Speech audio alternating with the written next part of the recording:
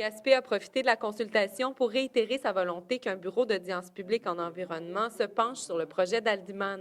C'est revenu à 2 ou 3 reprises l'idée que le BAP fait consensus premièrement, mais aussi que ça permettrait à tout le monde de connaître les différentes études en relation avec les risques.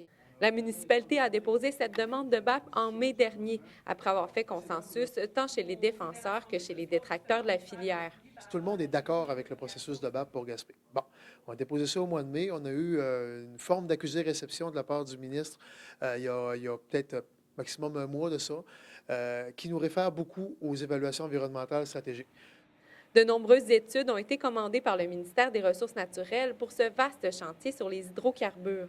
À la lumière de ce qu'on a présentement des évaluations environnementales stratégiques générales, là, c'est que ça prendrait des études plus approfondies en territoire urbanisé qui se feraient via un processus de BAP. BAP ou pas, du côté de la Chambre de commerce et de tourisme, on pense qu'il faut également se pencher sur la solidification du savoir. On veut créer un organisme à l'image du technocentre éolien. L'idée, c'est de développer une structure industrielle sur le territoire de la Gaspésie afin de maximiser les retombées. Donc, quelque chose de structurant qui va aller au-delà de seulement les emplois, mais également de développer une expertise dans notre main-d'œuvre, en fait, puis dans nos entreprises.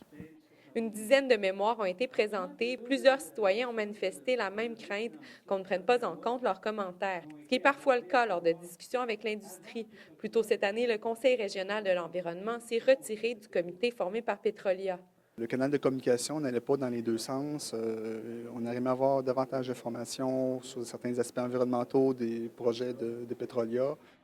L'ensemble des mémoires déposées par les citoyens et par différentes organisations seront disponibles sur le site Internet du ministère des Ressources naturelles, de même que toutes les études commandées par le gouvernement. Léa Beauchesne, Gaspé.